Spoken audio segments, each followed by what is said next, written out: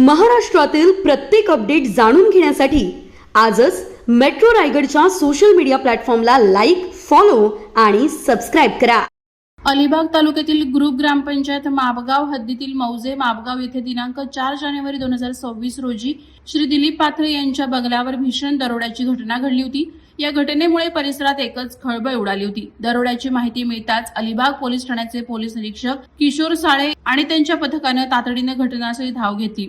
पोलिसांनी प्रसंगावधान राखत अत्यंत शिताफीनं आणि जलद गतीनं तपासाची चक्र फिरवली.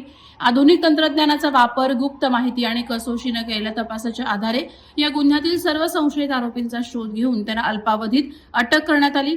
पोलिसांच्या या त्वरित आणि तडफदार कार्यवाहीमुळे पाथरे कुटुंबियांसह माबगाव परिसरातील नागरिकांना मोठा दिलासा मिळालाय. या उल्लेखनीय कामगिरीबद्दल अंचल दलाल, पोलीस अधीक्षक रायगड यांच्या मार्गदर्शनाखाली काम करणाऱ्या अलिबाग पोलिसांचं सर्वत्र कौतुक होत आहे. या यशस्वी कारवाईबद्दल काँग्रेस नेते राजाभाऊ ठाकूर, माजी सरपंच सुनील थळे, सुचित थळे, अमोल म्हात्रे, आकाश राणे तसंच ग्रामपंचायत हद्दीतील नागरिकांच्या वतीनं पोलिसांचे मनपूर्वक आभार मानण्यात आलेत.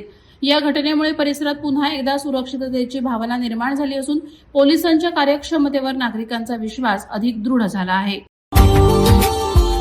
Subscribe now and press the bell icon. Never miss an update.